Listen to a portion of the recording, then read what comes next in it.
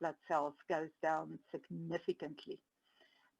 It takes up to 14 days for them to mature on demand, and they live round about, on average, only 2 days in the blood, but as you can see, only 4 days in the udder. All right, so if we look at the milking machine, we're just going to start off by looking at a few basic things. And the first thing, if you're a vet, you're going out to a farm, very important to first of all evaluate the installation of the milking machine. The most important thing that can be a risk factor is the height of the milk line. We know that how higher the milk line is, the more vacuum is required to pick up the milk. So the potential of when there is no milk flow for damage to the teat canal is much higher. The second thing that can play a role, now in the photo we see there is no automatic cluster removers, but in case where they are, the higher the flow meter that measures the flow to set off the taking off of the unit, the more the risk. In this system, if you look at the photo, this is a swing over. It works both on the, you can see it works on, at the moment, on, it milks the cows both on the left-hand side and the right-hand side of the parlor. So the only way, if you were to install an automatic cluster remover, will be high above the head of the cow. The third thing that we need to look at is a filter line. The filter line connects the pulsators with the filter, which in that line is clean air, prevents it from clotting. I'll show you photos later of what they do in other countries to make sure clean air is entering the pulsator at all times. DUVAC and automatic cluster removers can be a major aid if they work correctly. We also need sufficient reserve vacuum. If something goes wrong, that this vacuum can be replenished in a very, very short period of time without the cow being exposed to that low vacuum. And then things like cluster capacity, I'll show you photos where it will become more clear. If you look at this photo, I don't know if you can see that little arrow that formed now. This was a particular herd I visited in Zambia, and if you see that pipe that the arrow is showing, it's a connection between the water line and the milk line. Now, the main problem in this system that the farmer complained about was the extreme high plate count, and then later mastitis followed. The problem was this pipe connecting the water and the milk line, because when you wash, that was basically the limited factor on the amount of water that could go through. So don't think if an installation is done, it is always correct. Go through it and see if you can't find mistakes.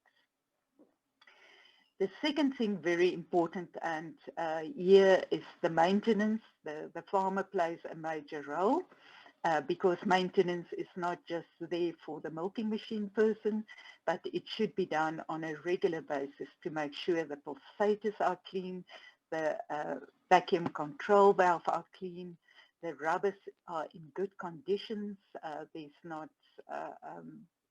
leakage.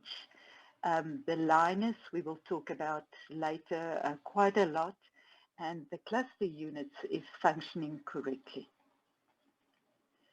This is a photo of a photo taken in one of the American herds. You can see this is underneath the parlor. It is so important for them to keep the pulsators clean that they keep it in basically a clean area where dust can't come in to maintain a very good quality of the pulsators. All right, the next thing is if we're going to watch then the operation, the bimodal phase would be when there is not good stimulation. You can see there on the graph. In the next one, it shows you that whole period that's now in blue, where the milk flow would be at a low level and the probability of damage to the teat canal. And as you know, the remedy for that is proper stimulation in the parlor. So if we look further then at the third thing, which is the operation, we've done a lot of that, so I won't go into detail, but your attachment, the way you attach, the way you align the cluster, liner slip, again, as you can see here on the graph, how much the vacuum varies, and we do not want large vacuum variation, for it damages, causes increased congestion in the teeth. In this photo, you can, for instance, see 3 of the teeth are still full with milk, while the right hind one is milked out. And that one then starts slipping just because of the previous damage to that quarter. All right, if we look at clusters, if you look at the photo below, yes, I've got no idea how the guy got the cow to stand on those little bricks, but it is a problem when the udders are too low down. We often get it in the Jersey cows. A cluster sitting like that can often damage the teeth on the front part, where it actually bites into the teeth canal. If that cluster, in the cluster is a little hole that we call the bleed hole, the air bleed hole. Now the purpose of the air bleed hole is first of all to let air in, to help with the transport of milk. Just like you would, if you would suck on a plastic bottle without letting in air, you will not get proper flow. You can see in that cluster it's totally overfull. The milk is not going away to the machine. And the consequence of that could be, if you look at that teeth, it's not just heaping up. It can cause a lot of damage to even the skin of the teeth, as you can see in that case. Both the teeth canal is damaged and the teeth of the skin itself. Over milking, that is a thing that is always very important because it can cause a lot of damage. We know it can happen at the beginning when we attach without proper milk laid down. It can happen during milking when the vacuum either is too high or our B phase, which is the full milking phase, is too high. And it's got much to do with a combination of the two. I will later show you that how we can select the correct combination for the farmer. And then overmilking most of the time happens at the end of milking when the unit doesn't come off at the correct time. If you see at the bottom picture, once you see that ring, there is a definite, you don't need to even think about other causes. It is definite that the milking machine was left on too long. Now the photo on the top shows you it is not as much damage, but you can see the swelling, and one can often, if the unit comes off, feel it with your finger. It doesn't last for long, but the one where the ring is more severe signs of the same overmilking process. This was a cow that was overmilked for it was a question of 50 seconds. It was in a high line, and the cow was slaughtered immediately afterwards. So that red area you can see is, it's basically on the height where the liner is. So the liner basically ate into the tissue. There was no circulation of blood going back to the body, and you can see that the little veins burst. Petechial hemorrhages happened right inside there. So obviously major damage for the cow. All right, so if overmilking is so important, for many years, we didn't have really a means to monitor it effectively. The only way we could do it was basically by looking how much milk is left in the udder after the cow has been milked. That was actually a crude way in evaluating it. We've got now, the last 5-6 years about, a new instrument called the Vadia, which we attach to the cluster unit, and it monitors the milk flow the whole time while the cow is milking. Now, if you look at the cluster, where we attach it, where the red arrow is, it's at the mouthpiece. We put it in there. And the blue arrow is the short milk tube. We attach it there. Now, the principle in which it works is very simple. Remember, the vacuum comes from the bottom, from the blue arrow side, going up to the red arrow. So the moment the teat goes into there and it fills the space, the vacuum between the bottom and the top will start to differ. Now, if you look at the graph, you can see, if you look at the red area, that would be the mouthpiece area. You can see the graph going down when milk flow starts. It remains down all the time, and when the milk flow stops, the teat becomes narrower, and the vacuum at the bottom and at the top becomes closer together. So you can see the red going up there. The black is, the red is in the front teat, and if you look at the black, that's exactly the same but in the hind teat. And here you can also see the difference between overmilking of front teats because they've got less milk. So we're busy learning a lot about the overmilking and actually how to set it better. Peter Vermaak is a student that just completed his M degree, and he looked at different set of values, and that is the volume at which you take off.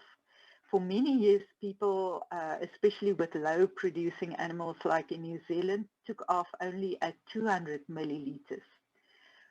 When the Waikato machines came over to South Africa, they had the same setting, and we got, after the people installed this machine, very, very high cell counts within a short period of time. So we lifted it to 400 milliliters, and we can see now that this is not necessarily correct, especially for your high producing herds. So in the trial that Peter did, he compared a few settings, the lowest one being 500 and the highest one 840. And when we set it at 840, yes, it milked a little bit faster, but the major finding here was that the overmilking duration was cut by 29%. And during the time that it was still overmilked, the vacuum was much lower. So by having this tool available now, we will be able to help farmers to set it on their farms correctly to assist to prevent this. Now we are now going to look a little bit at the liner and the integrity of that, because it's only lately, there was a liner conference, I think in 2018. First time people start really focusing on that. So we know about the congestion already, but look at the level of vacuum, the effect of congestion. This is after you take the machine off the cow. Now, if you look at the red arrow, sorry, the red graph, you can see that it takes about 30 minutes after detachment for that swelling to start coming down, and it's up to a 30% swelling. Acceptable is only 5% swelling. So we can see if it's at 40 kPa during overmilking, even then it goes above 10% swelling. And if it is 30, which may be too low, you can see it actually goes below. It's in the format, if a calf suckle, if you would measure the width of the teat or before and after, it will be less after. All right, so let's look at the liner. First of all, let's just get on the same page. If we start from the top, that very top part you can see on the right hand side is called the mouthpiece. And what we measure there is the diameter of the mouthpiece. That is the part where the teat goes in. And it's very important that it's not too large or too small, depending on whether we're milking Jerseys or Holsteins or the average teat size. We've got the mouthpiece chamber, and there where it moves into the barrel, the throat part. The second part of the liner is then the barrel. we measure the diameter of the barrel 75 millimeters below the top of the mouthpiece. You know the pulsated chamber is the area between the liner and the shell, the hard shell, and then the bottom part of the liner is the short milk tube. All right, so I already said we measure the bore of the liner 75 meters below the mouthpiece.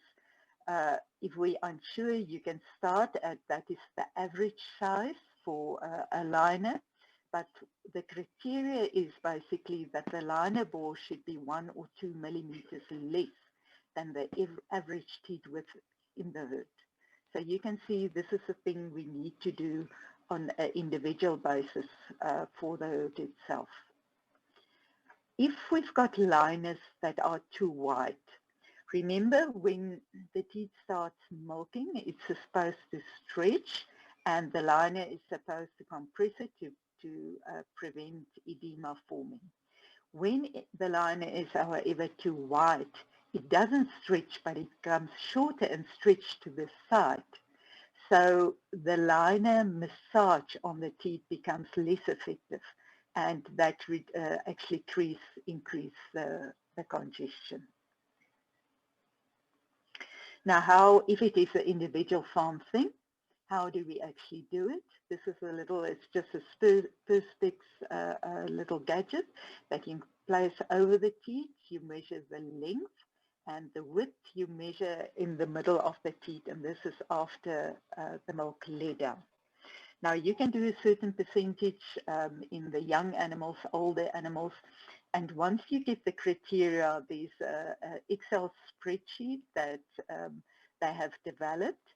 You put the data in there and the results comes out in a form like you can see in the graph, little circles, but it gives you an indication of the average size. There will always be difference in herds, but I can tell you these days it's much less than in the olden days. So if we look at this graph, you can see then the average length of the teat size in this herd is 50, so 5 centimeters, which is excellent. That's exactly what we want. You can see there's a few shorter ones, but if we look at the width, then it's 25 millimeters. So if we're going to look for a liner, that should be then either 23.5 millimeters in width. And then we know it's correct for that herd. This is an extra service we can provide to the farmer because the fitting of the liner makes a huge difference to the udder health at the end. Again, we're back now at the mouthpiece. You know now the mouthpiece is the upper part of the liner. The ideal vacuum during milking, remember it goes down when the teat becomes wider and the milk starts flowing. The ideal vacuum is less than 10 kPa, and teat congestion starts when it goes above 20 kPa. And we can see the effect of thin teats, short teats, and very long teats. It can't close. So the only teat that's correct, fits correct here is the red one, the solid line. So in a shallow mouthpiece, that means the mouthpiece area, if you look at the black part of the liner where it actually bites into the teeth, you can see it doesn't bite into that short teeth, the purple one. But the shallow one, they made specific liners that can do that. That gives you a lower mouthpiece vacuum that prevents also congestion. The deeper the mouthpiece is, the higher the vacuum can become there. So they've calculated, one can calculate if you've got a mouthpiece depth, you can calculate what the average or the shortest teeth should be. So you can see it's no longer getting a liner that's for us basically small cow, a medium teat size, and a large teat size. Is much more involved than just looking at that. The next thing is the mouthpiece lip. If you look again at the black part of the liner there biting into the cow. If that is very hard, it makes a ring. That helps to make that ring that we saw previously. If it is very soft, however, it allows for the blood flow during milking to go up and down, and especially back to the body. So important to make sure that the lip of that liner is not hard and preventing blood circulation. Liner fit compression is the next thing we need to think about. If you look at that drawings, you can see the teeth. The first one is a very narrow teeth, a very small area underneath the teeth if the liner basically falls down. And if we look then at the figure of the shape is, the bigger the apex, the bottom of the teeth is, in other words, whether it's conformation or even in a teeth that's swollen, the pressing of the liner onto that teeth will obviously be higher. Very short teeth, remember the liner can virtually not touch it or touch it for a very small area, very little liner compression. And if you've got the very long teeth, because the liner cannot basically close around the apex, the compression is much lower. If you look at other things like the machine setting, obviously the higher the vacuum is, the more it will collapse because it's a difference between atmospheric pressure and the vacuum. Liner characteristics that plays here a role. High mounting tension, in other words, if it's very, very tight, obviously there will be higher pressure. Wall thickness in the beginning, it will be higher, and if that walls are really, really thick, they won't collapse. So these are all things need to be taken into consideration if we help the farmer to select a liner. Now, besides compression, the next thing that we look at when it compresses down on the teeth, if you look at that graph, remember going up is the A face, it's the opening.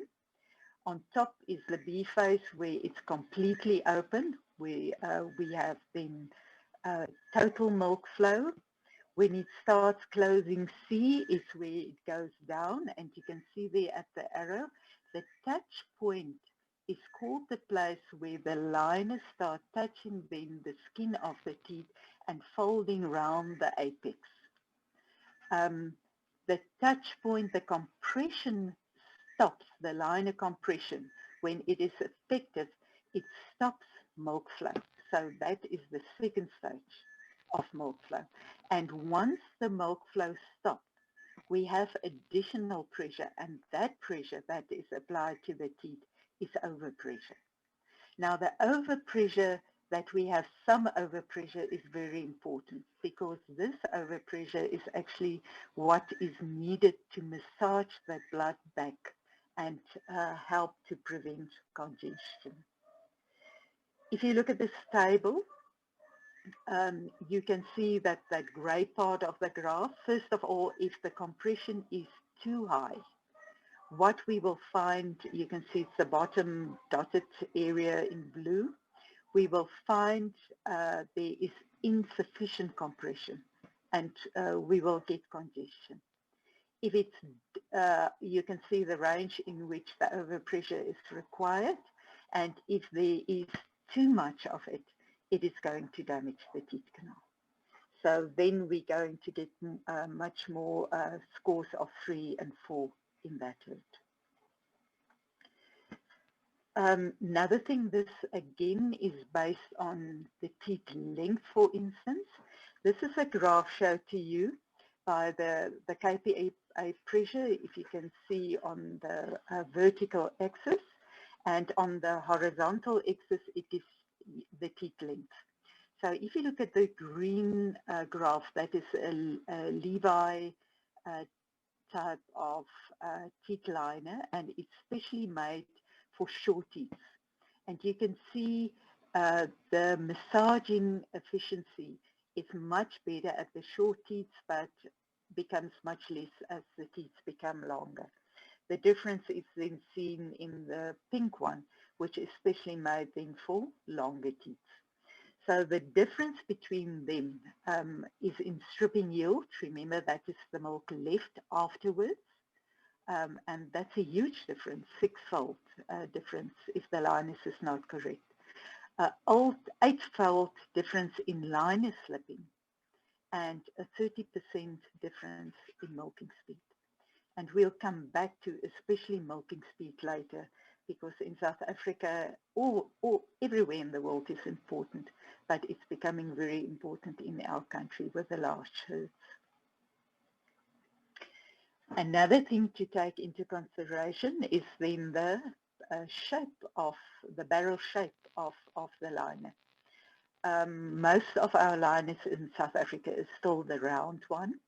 And if you look at the left indication of the round barrel, you can see once it collapses, they at number 4, it always collapses at the same place, and it collapses basically putting all the pressure on the middle.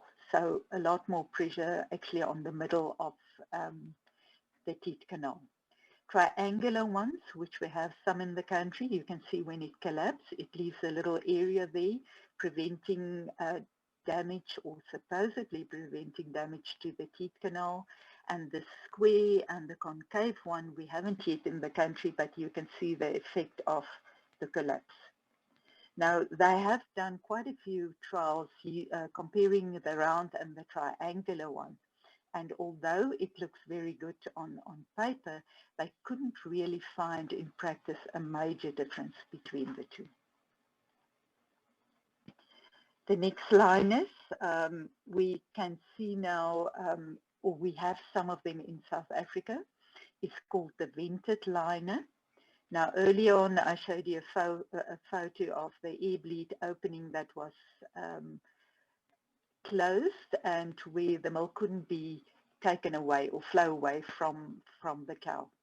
In this case, they put this air bleed hole in each of the 4 liners on top. The advantage here is that the milk flow and the air then helps the milk to flow better away from the teats, and you've got 4 different holes that helps. If one is blocked, the other 3 hopefully are not.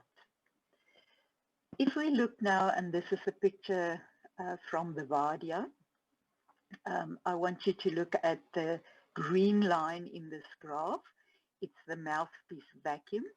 And you can see as the pulsation happens, so it's the milking phase, resting phase, this is moving up and down. And remember, we said we do not want at the mouthpiece a vacuum of more than 10 kPa. And you can see it stays well below 10 kPa all the time. The red one is one non-vented. It's our conventional one. It's just on the edge of the 10 kPa. And this happens sorry, you can see it on when it's peak milk flow. So the second one that came up is when the beginning and the end of the milking phase, and that is why also we should keep it as short as possible. Even here with the vented liner, you can see the kPa goes to over 30, which from 20 onwards, it can cause damage. Again, another sign to us that we should try and keep that period where the low milk flow is as short as possible. The conventional one can go up to 40 kPa. All right, now to summarize it, if we really want to see what we selected, is it working? The main characteristic, if we look at just the normal milking, what you will find if a liner is not functioning correctly, in time milk yield will go down, but that is very difficult to evaluate because there are many other factors that can affect it. But the one thing that can help us is the milk flow per unit of time, second minute milk flow or the overall milk flow. Even if we've got old liners, we can usually see that the farmer is starting to milk longer because we don't get proper pressure on the teats here. The second thing, if we then take our meter and we measure the teat in vacuum and at the mouthpiece like we saw beforehand, we can see what the difference is and the level of that, and that will tell us whether or not it's correct. Once the machine comes off, we measure, and you can see the, in this case, for instance, if you look at the picture, the liner wasn't attached properly. It didn't go upright to the teat base because the ring, which is indicated by the blue arrow, is much lower than the base. And you can see below the ring, which the yellow arrow is indicated, the swelling. So this is what you look for, and then obviously looking at the teat canal score for long-term damage. And then the proof of the pudding, what we're really trying to prevent is the number of new infections. So we can do that by doing microbiology before and then in about 3 months' time, and we can see whether we get a lot of new infections via the teat canal.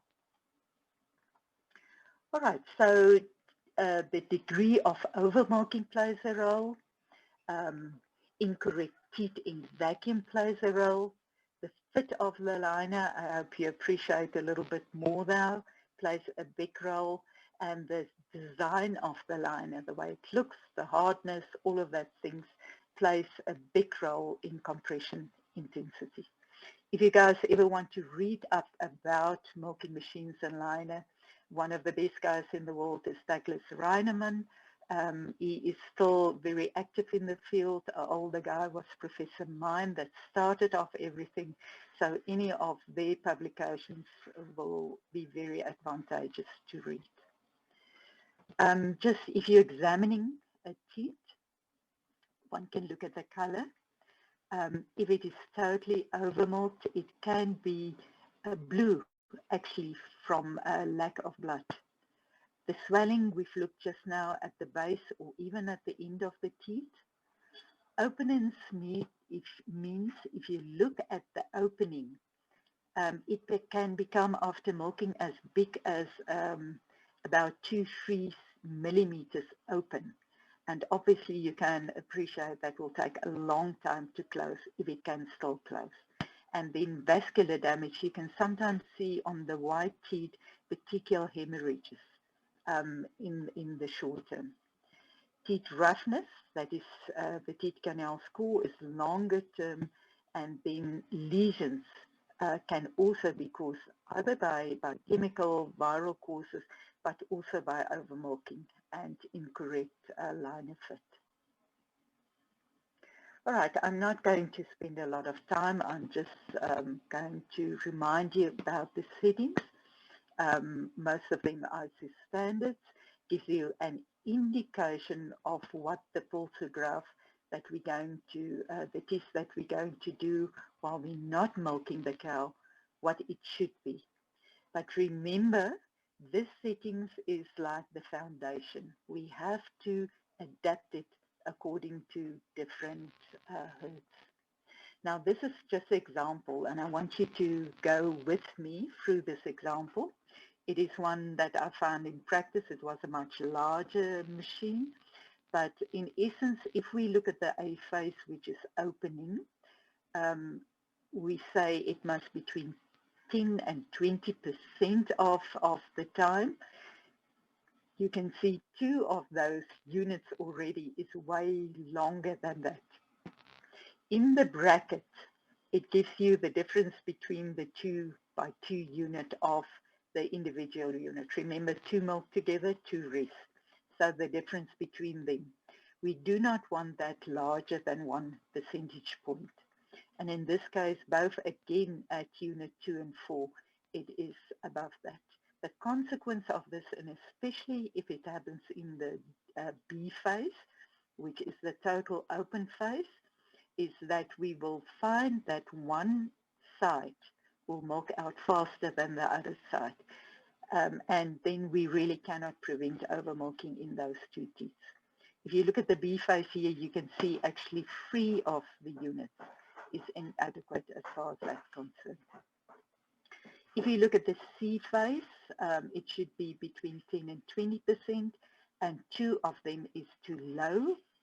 The problem here is, remember when we talked about liner compression, the time in which it is allowed to start compressing becomes shorter, but it also, if it compresses in a very fast way, the pressure on the milk inside the teat, especially in the beginning, is very high, and the velocity at which the milk is going through the teat canal is very high also, and it can strip more of the keratin away than it should be, taking away part of the immune system. The other thing I want you to note is if we look at the column where the vacuum is. This is what I found in the one herd. I started measuring the vacuum, and unit 1 was closest to the pump. You can see it's 45 kPa, and it goes down to 43.8 kPa at unit 4. The problem in this particular parlor was a capacity problem. The milking machine couldn't handle the capacity, and so the animals close by the unit was actually had much too high vacuum, whereas the ones furthest away, the units almost start falling off.